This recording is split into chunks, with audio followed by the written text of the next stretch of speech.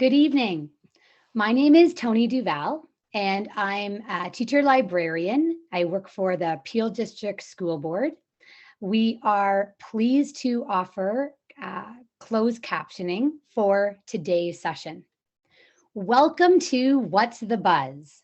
2021's must-read KidLit titles. Before I introduce our guests, here's a bit of a rundown of the event. It'll go until about 8:15 or 8:20.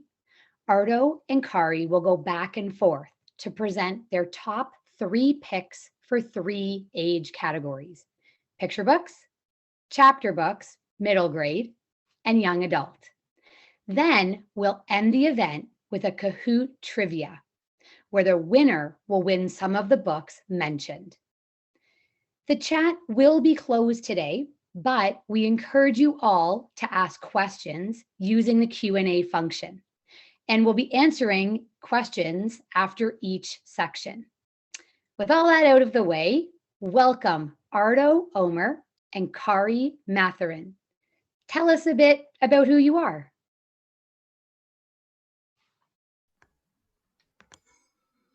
There I am. Hi, my name is Khary Mathurin. I'm an editor at Annick Press, and I'm also part of the education support staff at Another Story Bookshop. Hello, everyone. My name is Ardo Omer. I am the Fold Kids coordinator. I also review kids' books sometimes at the Canadian Children's Book Center, and I'm also the advisor over at the Canada Comics Open Library. Excellent. Let's get started with the picture book section. Cool. I think I'm up first. Sorry, I don't mind the sun glare there. I wanted to start with this one. Can't see it so much. Dear Black Girls by Shanice Nicole and Kesna Dolls. This is a really wonderful book that came out earlier in the year. It's possible some folks have missed it. It's a poem that also functions as a letter of affirmation for Black girls everywhere. Perfect. Thank you so much. It's very beautiful. I love how it addresses Black girls of various backgrounds, shades, faiths, disability. I also like how it also it's uplifting, and while also discussing some of the hardships and the ways that the world can be hard on Black girls and women, but while acknowledging that, really like making sure that those girls are seen and felt understood and uplifted. So I think it's really wonderful in that respect.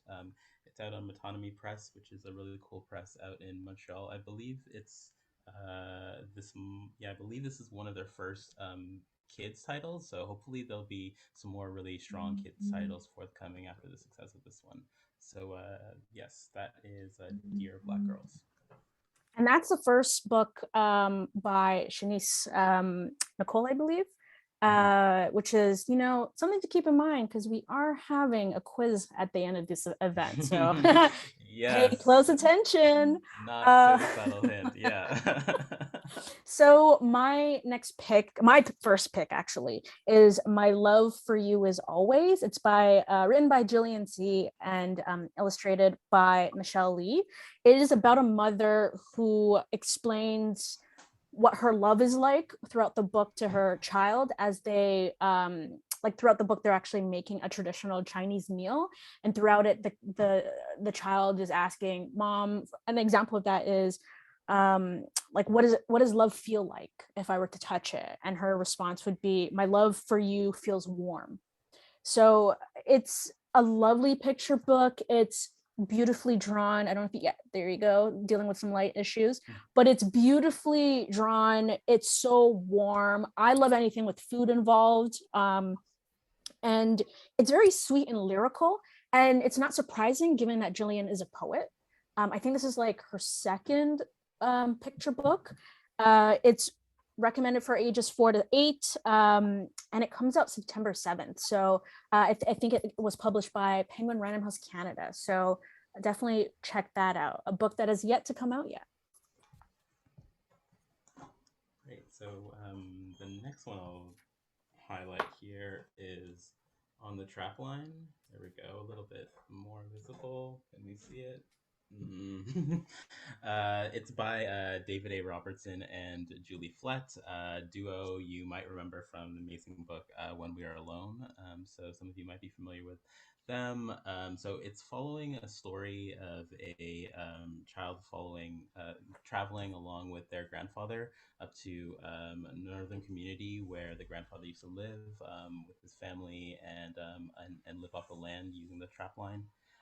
So basically it follows it initially starts with them arriving in the area, not particularly on the trap line itself, and with the grandfather describing what it was like to live in that area, and the child character is seeing how different it is. You're getting the sense that the child is from the city, and this is kind of like a different experience for them.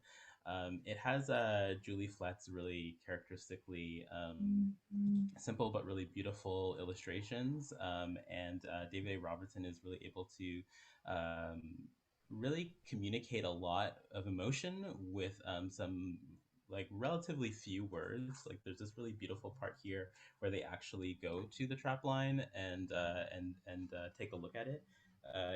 The child says, "When we're about to leave, I stand with Mushom by the lake. He holds my hand tight, but he doesn't say anything. Kiskisu means he remembers." So just by that alone, you get the sense how meaningful this trip is to both the grandfather and the grandchild. And then you also get a little bit at the end there. There is a lot of Cree language in the text. There's usually a word and then followed by the meaning in English. And then if you're not following along, there's a glossary at the end that you can reference as well. So it's a language learning tool there as well. And so each definition kind of plays off the rest of the text in really interesting ways that are very meaningful. Excellent, excellent, excellent. My next pick is Friends Are Friends Forever.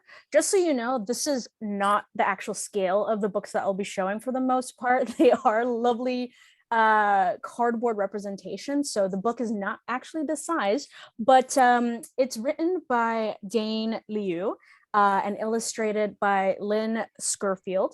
It's about a little girl who is spending her final Lunar New Year Eve with her friends and family members in China. And it's the final one because the next day is when she leaves for America with her parents. And it's really great because the book, for the first bit of it, for a great deal of it, you're watching these two friends being worried about not being friends anymore, just missing out and you know, feeling sad about the fact that, you know, the main girl is leaving. But at the same time, you're getting to see a really interesting traditions regarding the Lunar New Year, particularly how it's celebrated in China. And you get to see a bit of the girl's life in the US as well. And the book itself is kind of showing you that, yes, you're leaving friends and family with you, but you create new friends and families and creating a new home for yourself whenever you're in a new place. Dane's, this book's actually based on the writer's own immigration story. She immigrated to Canada, spent her teen years in Canada and the US. It's recommended for ages 4 to 8. And it's very vibrant. It's really great to see the Chinese traditions, like the idea that you get to wet these like red snowflakes that they cut out of red paper, and they kind of wet it in water, and then it kind of gets encased in this ice globe that they then tie up, which I think was really cool and very exciting. And it's not out yet. It's actually out in December 14th. So it's a perfect winter read for you guys to check out. Very cool. I'm realizing that I didn't mention any of the age ranges for the books that I talked about, so I thought I would just drop that now. Dear Black Girls is for ages 6 to 10. the on the trap line is for ages 6 to 8, and then the last picture book I'll be talking about is We Dream Medicine Dreams. Come on, light. Let's take. Can you see? There we go. There we go. Yeah, the sun just had to give us a break there for a sec. We Dream Medicine Dreams by Lisa Boyven. This one is also for ages 6 to 8. This is another one about a grandparent-grandchild relationship. In this case, it's about the lessons that the grandfather taught the grandchild about the meanings behind various animals that would appear in their dreams. So we have like the bear, the hawk, which all teach various lessons about the being in the land, feeling and ways to overcome difficulties that you might encounter through life. And you find out halfway through the book that these lessons become really important because the grandfather is ill and is dying. So once the grandchild goes and visits him in the hospital, they take those lessons to heart, and they're able to have sort of like a last nap or dream with him, and have that as a way of saying goodbye. And in that dream, they're able to see those animals, remember those lessons, and use that as a way to like sort of grieve and let go. It's really interesting. Like, I should mention that Lisa Boyven also did the illustrations, so it's vibrant, really vibrant colors. And she does this very neat thing at the hospital where she starts to blend um, nature with the sort of clinical hospital settings. So you sort of see there. And that's kind of interesting when you take into account her biography. She's a Dene artist, but she's also a PhD student in rehabilitation sciences. And part of her studying and her work is to sort of address and kind of overcome like colonial barriers that Indigenous folks can encounter in the medical system. So you can sort of see how she's weaving that into a picture book itself on like a much more artistic level. I think that goes really well. It's like perfect transition to my pick, which is The Wolf Mother by Brett D. Hewson and illustrated by Natasha Donovan. It is a book, it's part of the Mothers of Shan series at High Water Press, which is an imprint from Portridge, Maine. It is the fifth book in this series. It essentially looks at this particular book looks at the life cycle of a wolf, from birth all the way until death and all of that, and the wolf's interaction with the larger ecosystem.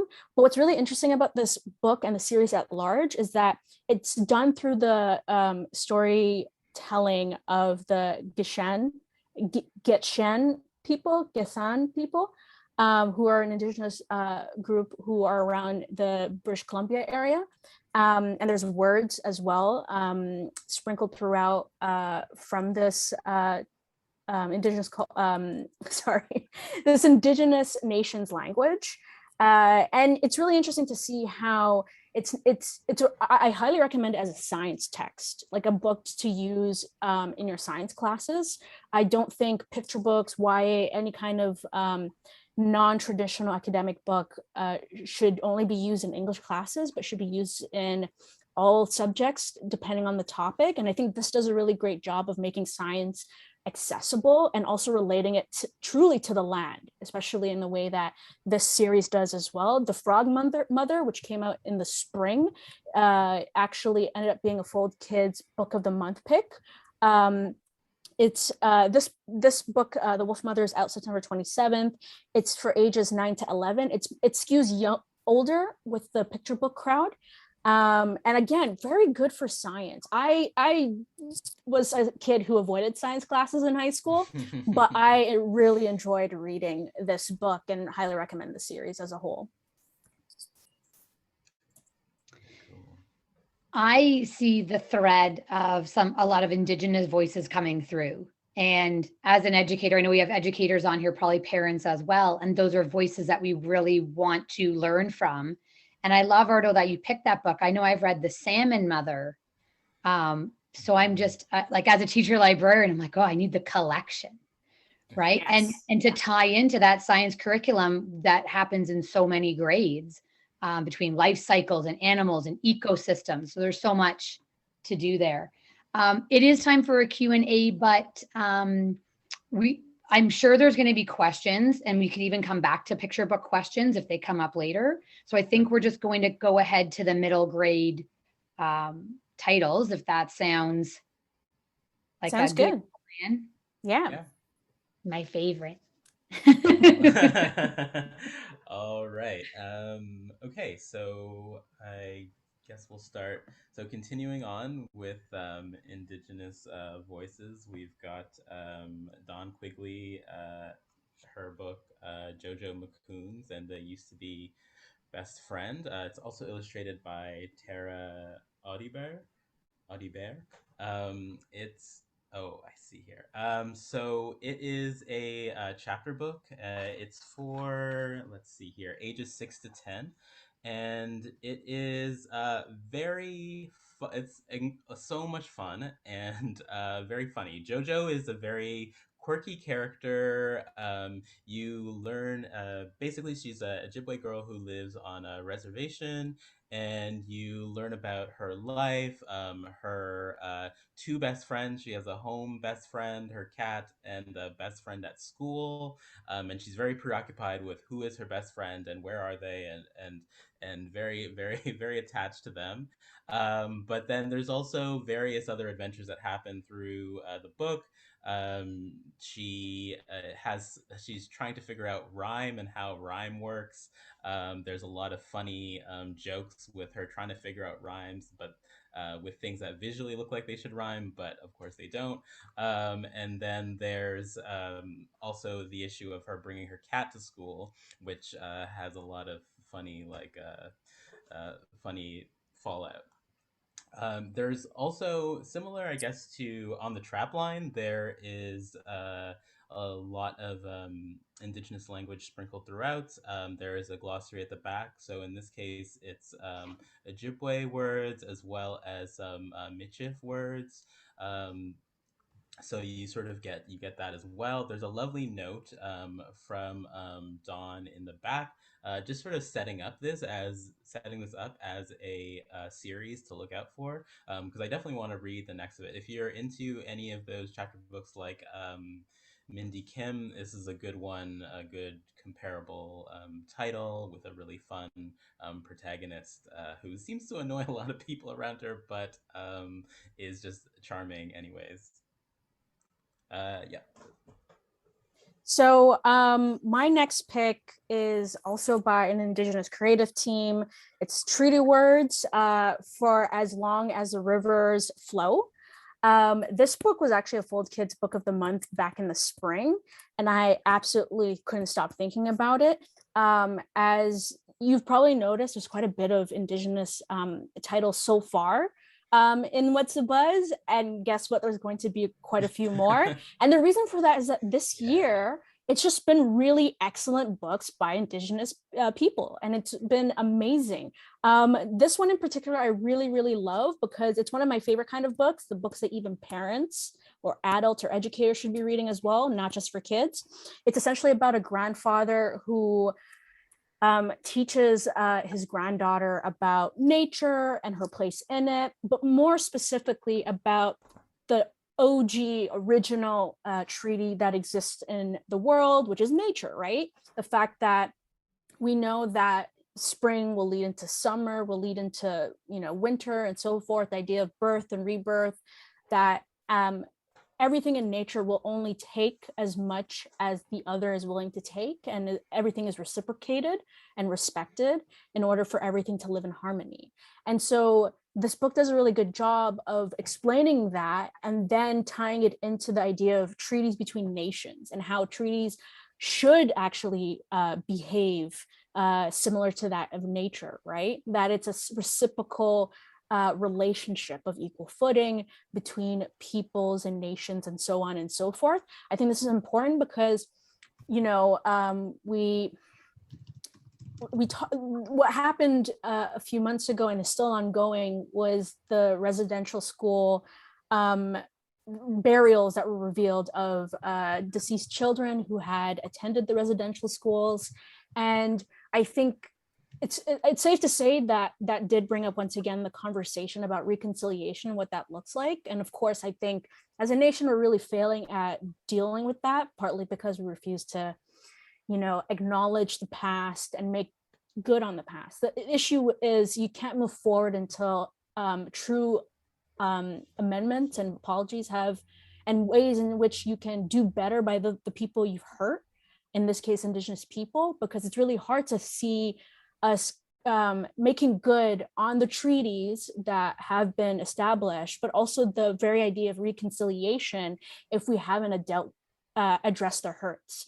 And I think this is a really great book for your students, for your children, for you to really understand what it means, to what a treaty means, like at its very core. What does a treaty mean? And Luke's illustrations are beautiful, as you can kind of glimpse a bit from this cover. It's just, it feels very much in nature and the flow of the river and all of that.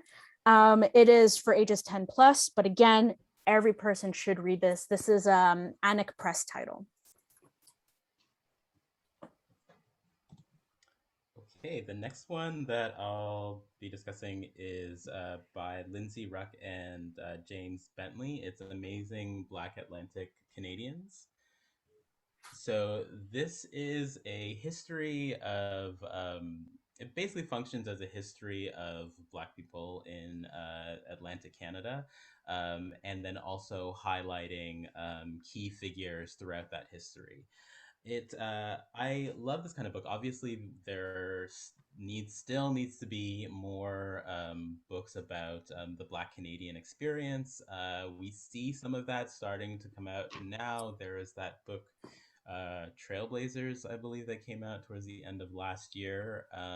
That was pretty popular and covers similar territory to this. The usefulness of the Amazing Black Atlantic Canadians is the specificity and narrowing in on that particular region. It kind of allows for a lot more discussion, a lot more focus on particular characters who sometimes get lost in the shuffle.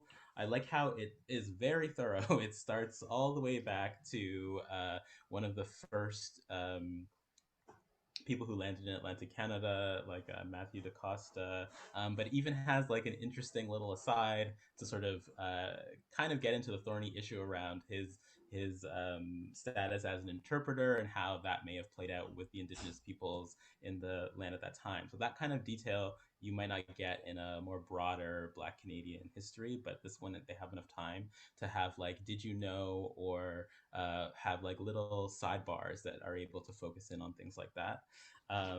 It goes all the way through like the Maroons, the Black Loyalists, stops by, you know, George Eliot Clark, into the present day, and has a lot of great details. It also has a glossary in the back. It has with a lot of different. Let's see here. So it has a glossary at the back for, you know, the names of different battles that kids might not know or have studied yet, language around race and discrimination that might not be super familiar just yet, things like that. It also has timelines as well for you to follow. So it gives a pretty comprehensive history of that period. So yeah, that is Amazing Black Atlantic Canadians. The age group is ages 8 to 12.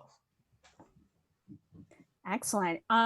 So the books that I mentioned in the past that do have languages in them, so for example, The Wolf Mother does have a glossary at the back as well. So just a heads up to everyone there. My next pick is Borders.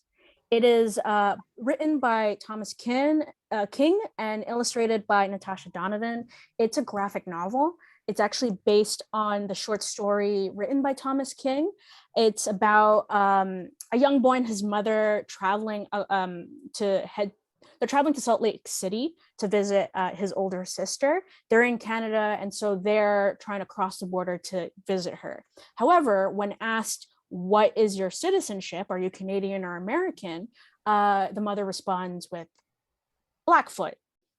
So obviously that's not enough. Border agents actually want a clear, distinct answer of Canadian or American, which then leads to an interesting story about what citizenship means, especially in the context of Indigenous peoples and that very notion of statehood, right? And that Canada is to many seen as an illegitimate state, which is fair to say, right? And what does it mean when you refuse to acknowledge the borders that, you know, that were created, quite frankly, by white supremacy? And so it's not so much as deep as me bringing white supremacy into it in terms of the actual book, but it does bring up it's a really great conversation starter, definitely, between kids and their parents and educators and their students. The young male protagonist and his mother are essentially being pushed, like shuffled back and forth between the various border agencies for Canada and the US. And so I'm not going to give away the rest. You're just going to have to stay tuned to find out.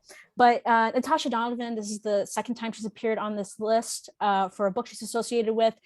Her art is fabulous. For The Wolf Mother, she draws the most beautiful wolves. That's just a fact. And her artwork in this is amazing as well. It's for ages 10 to 14. It is out September 7th, so you don't have to wait too long to get your hands on it and to experience it. And it's by Thomas King, who is a beloved writer here in Canada. So highly, highly recommend. That flows pretty well into my next pick. Some of you are probably already pretty familiar with this series, but I wanted to highlight the conclusion. So that is The Girl Called Echo, Road Allowance Era. So this is volume 4. Girl Called Echo started with the Pemmican Wars. It's a graphic novel. It's by Katharina Vermette and with illustration and coloring work by Scott B. Henderson and Donovan Yasiuk. And speaking of borders and contentious land agreements or disagreements, there's The Girl Called Echo follows a girl called Echo as she's learning about the various histories of Métis resistance and rebellions and their defense of their own claim for the land that they lived on, starting in like before this the struggle that the book focuses on starts in the 1850s, but obviously they've been stirring the land before that. And it actually literally Echo sort of slips back and forth through time. So she's a present day teenager. She's very cool, has a cool jacket that I want to wear. But then sometimes she finds herself drifting through time and is physically experiencing these various eras of Métis history. So by the time you get to the last book, it really ties everything in really, really well. So you get an explanation of why she is feeling so connected to these events. I mean, obviously, she is, excuse me, she knows that she's Métis and generally descended from folks who experienced this. But then throughout the graphic novel, you come to understand she has a more direct connection, and that's partially why she's able to travel and experience these things. It also coincides with her reconnecting with her mother. That's like a long arc that happens throughout the graphic novel. You find out that. Her mother has come to stay with her again, and they're reconnecting and discovering more about their family history. Yes, it's a really great series. It's kind of like a sneaky history lesson that is very very enjoyable. There's a very thorough timeline at the back, so you can follow the timeline of the various eras, the resistances. But if you happen to miss a part of it or wanted to get a fuller picture or the full scope, you have a timeline in the back. And I also just like that this book has kind of like casually puts in like queer characters in the background, is just, just very progressive, but also while also dealing with these other very very heavy issues. And it also brings the struggle for recognition of claims to the land to the present day. So you even get a moment towards the end of the book where they talk about the continuing struggles of Canada using resources that we pay for to fight Indigenous land claims in court. So I like how it really just kind of brings it all together into the present. So yeah, that's A Girl Called Echo, number 4. It's a Road Allowance era, but I have the whole series here, so I might as well show you all 4. Beautiful, beautiful. Yes, look at us vibing. We're vibing because my next pick is Finding Home, the journey of immigrants and refugees. And what's really interesting about this book, that's written by Jen Suk Feng Lee and also features illustration by Drew Shannon. It is a nonfiction book. So I think this is our first nonfiction, technically. Probably second. I'd call Wolf Mother nonfiction. Book about the history of migration. It includes the history of migration. It includes definition. So what is the difference between a refugee and a migrant and an immigrant and all of that? It talks about the dark history of immigration and migration. Weird to say, but things like, for example, policies that have been enacted over the years, for example, the Chinese head tax, or policies that made sure that folks from Asia couldn't enter in Canada, which was the same thing that was happening in the US as well. Or chattel slavery, right? The fact that Africans were being brought over against their will to the US, and that is a form of migration, although very dark and obviously without consent. And it also profiles folks who are immigrants, Canadians who are either immigrants or refugees, depending on what it is. So there are their stories sprinkled throughout the various chapters. And again, this is, I will say, nonfiction. I generally don't really like reading nonfiction titles for adults for the most part. Fiction is my lane. However, KidLit nonfiction is excellent. It is so good. And I think part of it is because it gets to the point, which is so interesting. It gets to the point. This book in particular, Finding Home, is a book, again, one of those books that shouldn't just be for middle schoolers. It should be for young adults. It should be for adults.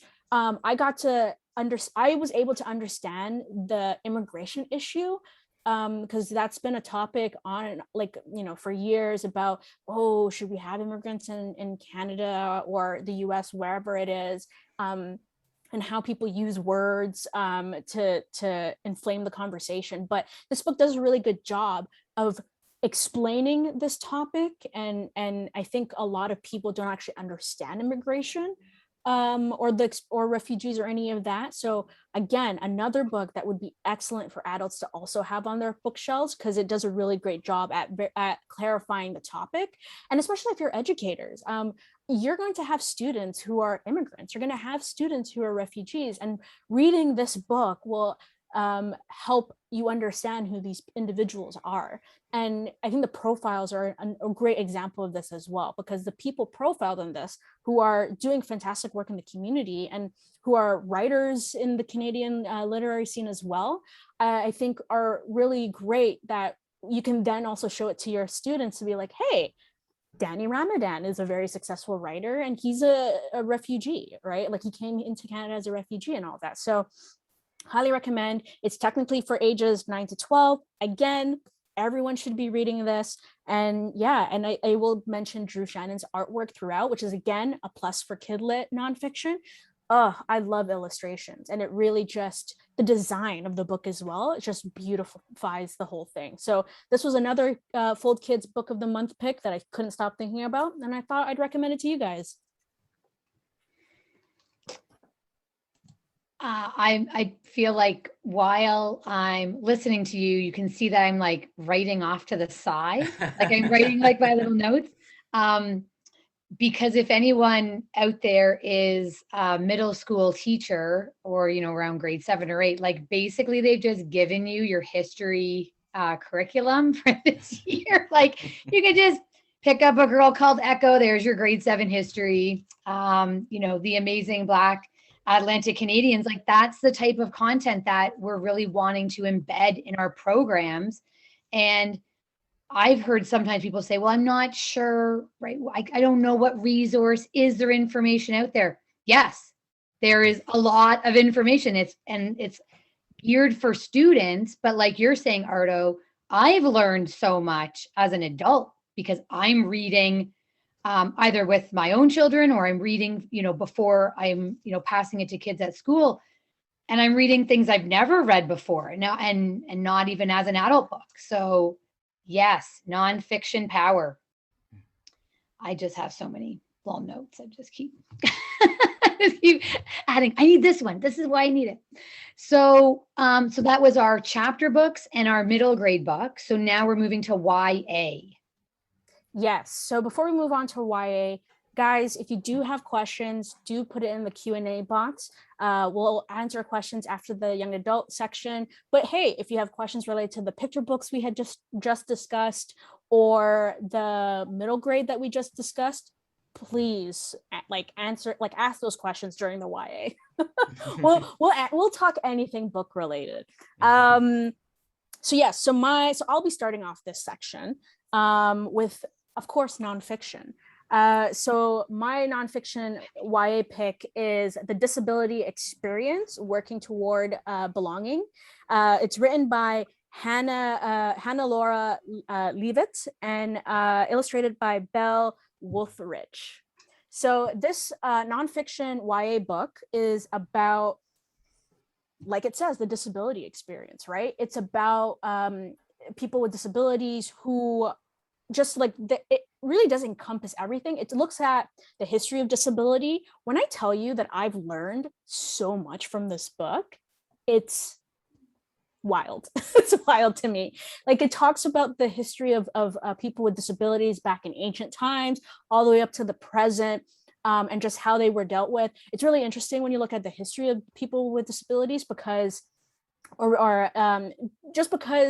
you'll see parts of history. Of course, we're looking at more Western history, of course, but you'll see parts of history where you're like, wow, during this particular time period, they had a better social system, social welfare system for people with disabilities versus now.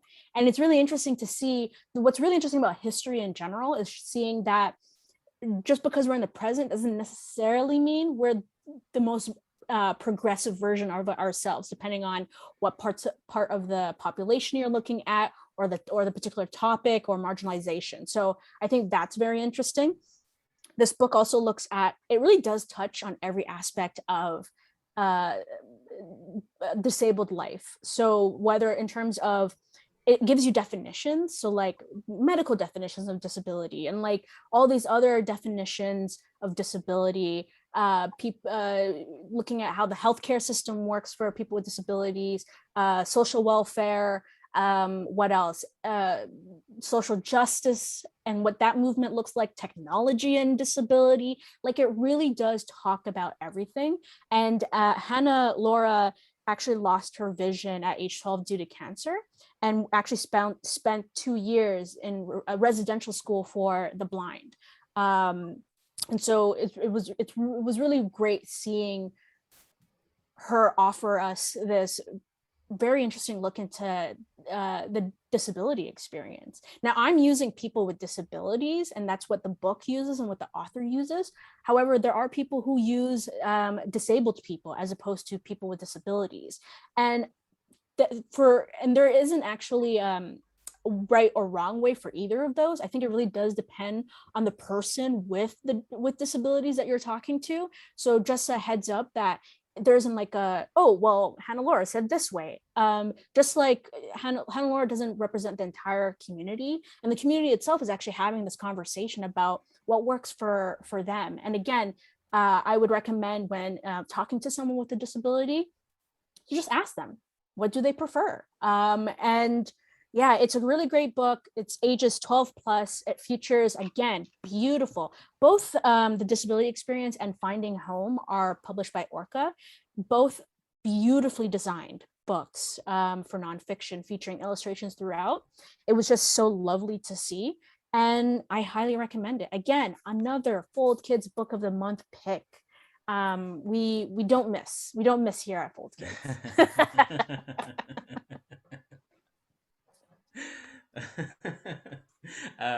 Okay, so I'm gonna go pretty heavy on the fiction for my YA section. I'm starting off with Like Home by Louisa Onome. So this book is, yeah, it's very special to me. Partially because it's set in a neighborhood called Ginger East, and it is meant to be like, it feels very Toronto, like it's or GTA. And the book is it follows this girl named Nello, and basically she has grown up in Ginger East her whole life. And at the beginning of the book, the neighborhood is kind of like experiencing gentrification and unrest, and she's basically positioned herself as the person who's trying to kind of like protect the neighborhood as it is and fight against gentrification. So part of the changes look like a new spice store trying to move into the neighborhood. That's like this bougie spice store, and that happens to coincide with her friends. Store, the ginger store, being vandalized.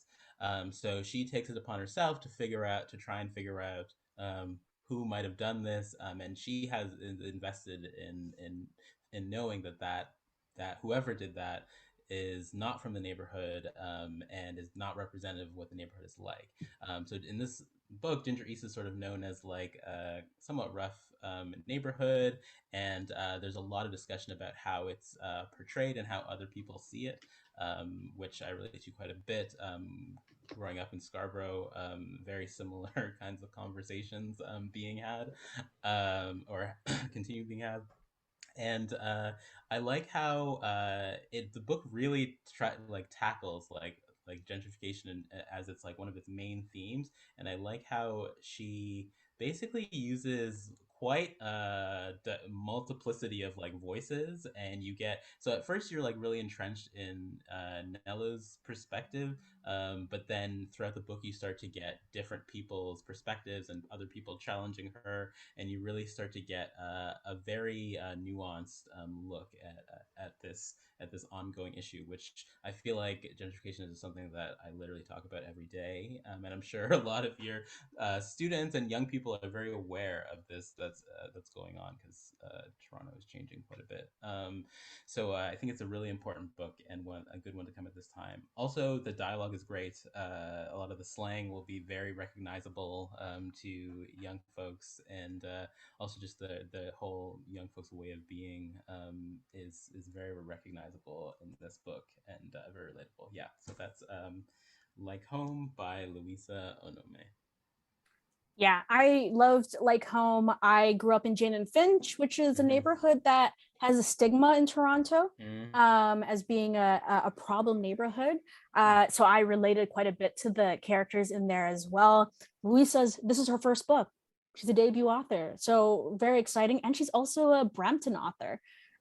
Shout out for Brampton there. My pick is Sink or Swim by Tash McAdam. It is this is actually an interesting pick. It is a high-low book from Orca Publishers.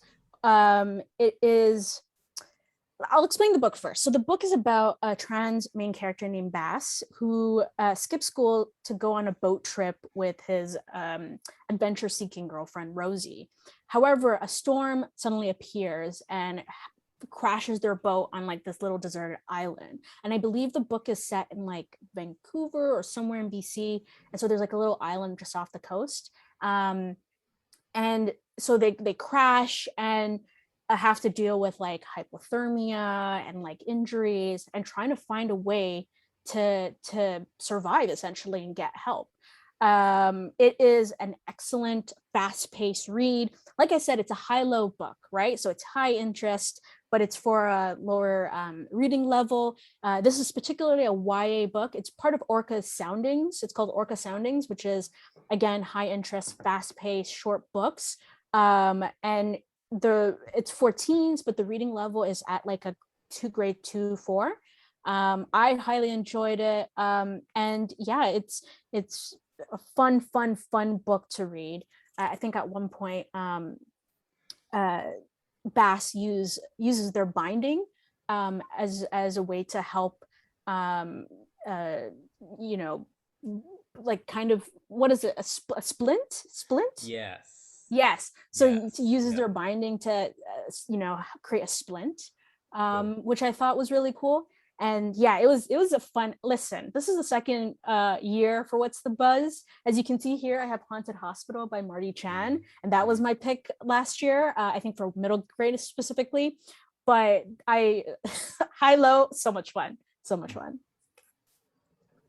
Cool. This next one, just get your tissues out now, because this one is like, oh my gosh, it's a lot, but it is amazing. It's called Some Other Now. It's by Sarah Everett.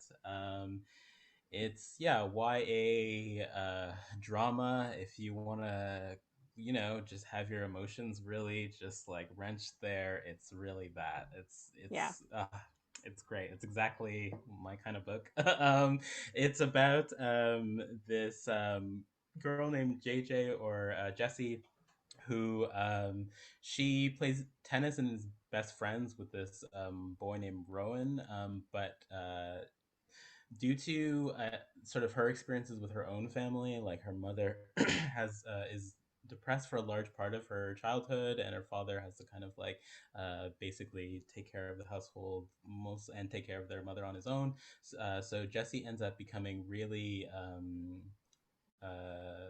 she becomes really attached to her best friend Rowan's family, and especially Rowan's mother, Mel, and also develops a relationship with his older brother, Luke. So she basically becomes one of the family. And at the beginning of the book, you discover that Mel has been diagnosed with like a deadly illness, and that sort of sends sort of shockwaves into like her relationships with Jesse's relationships with Rowan and Luke as well.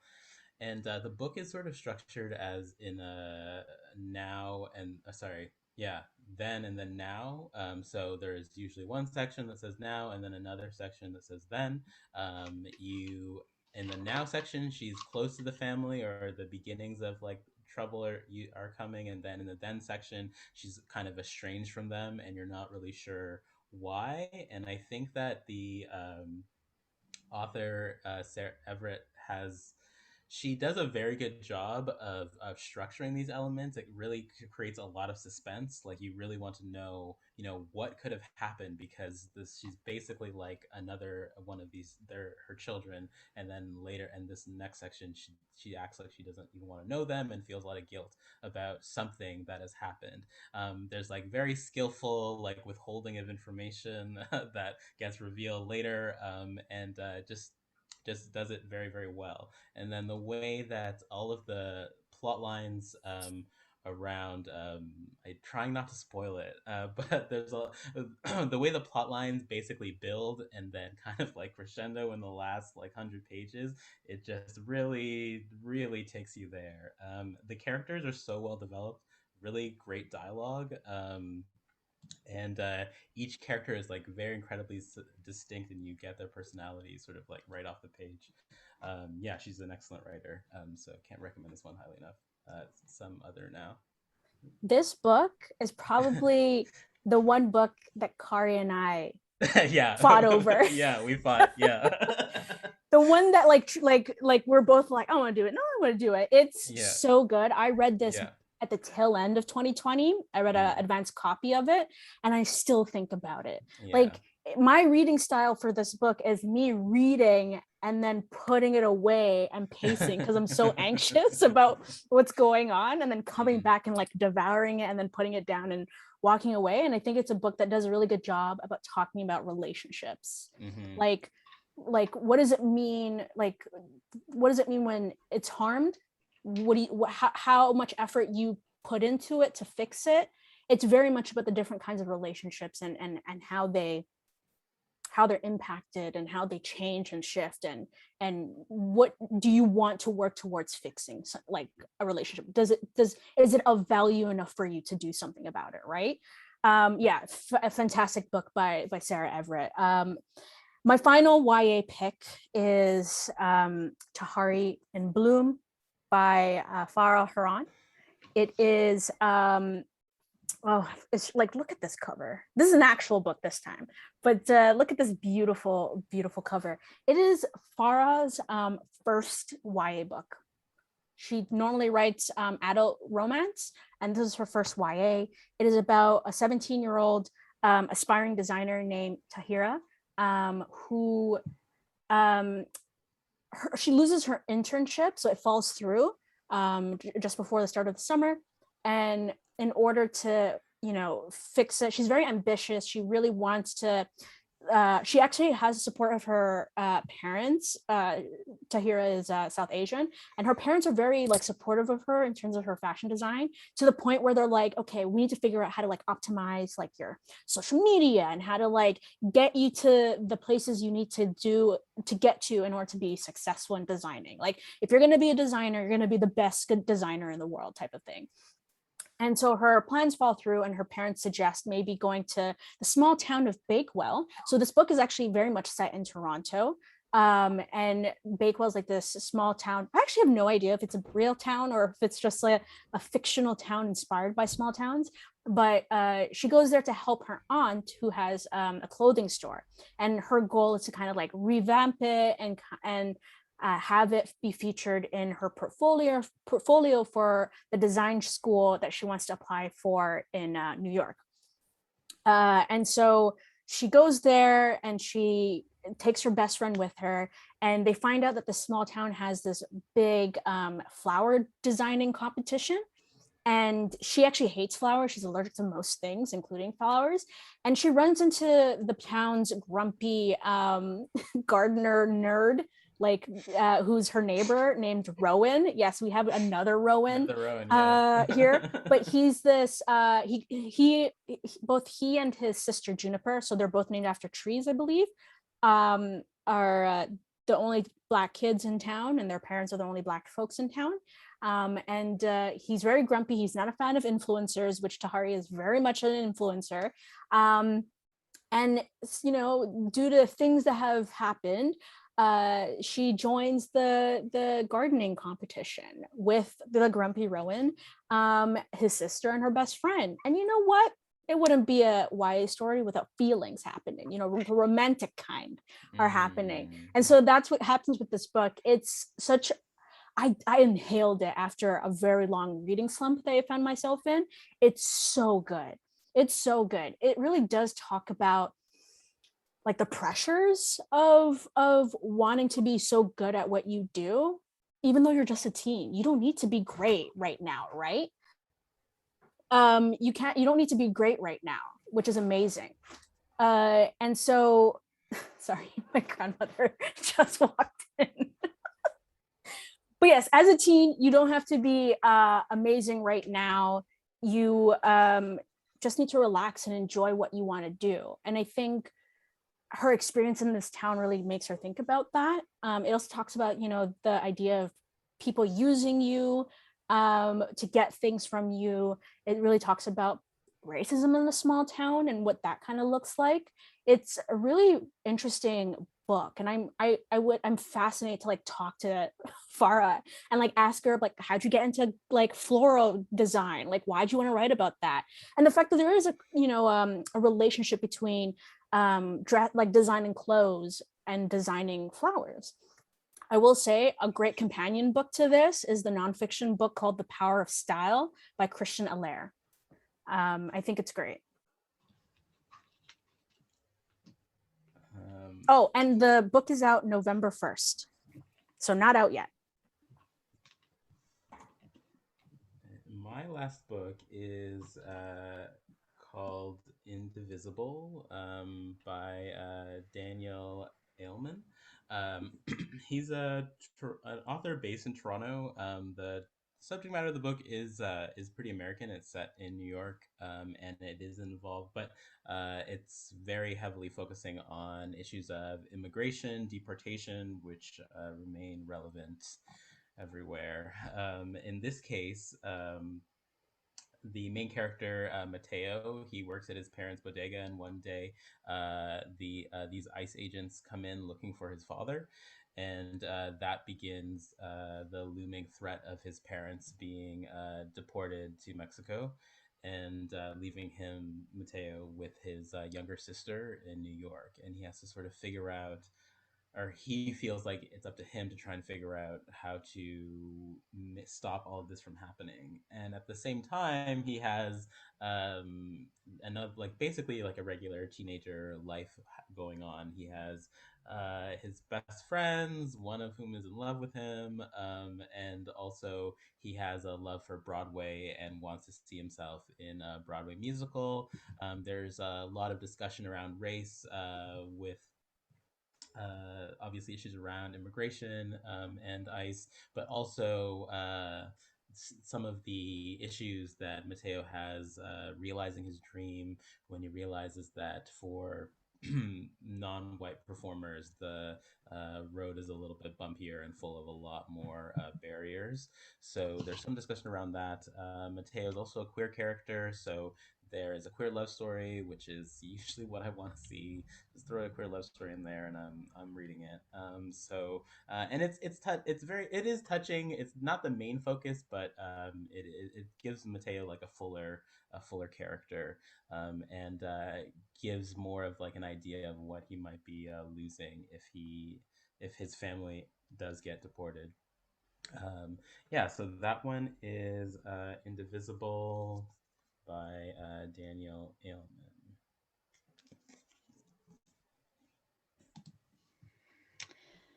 I am going to go into our Q&A. We've got a question, and maybe, I'm not sure, Ardo, maybe you saw it already, so you already have an answer.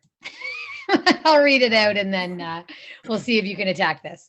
So this is from Alana, and she's asking, or she's letting us know that she often wrestles with whether to prioritize finding Canadian content versus finding authors from the massive American market that floods across the border, but fits my need to have authentic voices.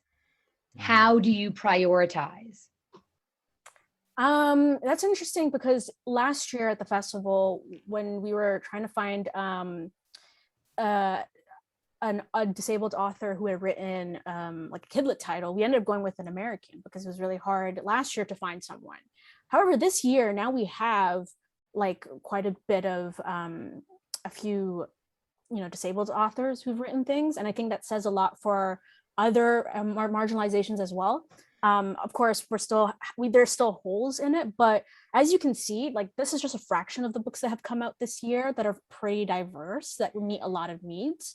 And I think it really depends on like you finding the titles, right? Of course, there probably isn't going to be a book that fits your very specific needs, but in the idea of like specifically the curriculum, I'm sure you can find Canadian books.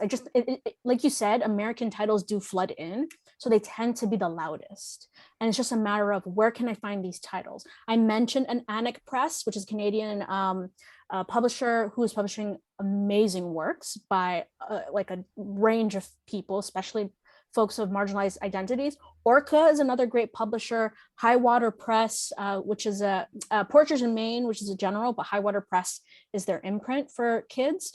Does Indigenous titles. Inhabit Media does Inuit books by Inuit writers. There are so many, like Conundrum Press is now publishing, they just opened up a young adult comics arm. So they'll be publishing young adult comics and have asked for marginalized folks to submit their works. So I think it's a matter of, are you prioritizing Canadians, right? So if you try to actually go, you know what, my goal is to like find Canadians, works by marginalized Canadians. Let me do that. You'll be surprised. Like, this is my job. Like this is all I do. And there are so many books to the point where I literally cannot read all of them. Like, I started off the year going, I'm gonna read all of this. And then if I utterly failed at it, because there's so much content. So I do think that the Americans are enticing.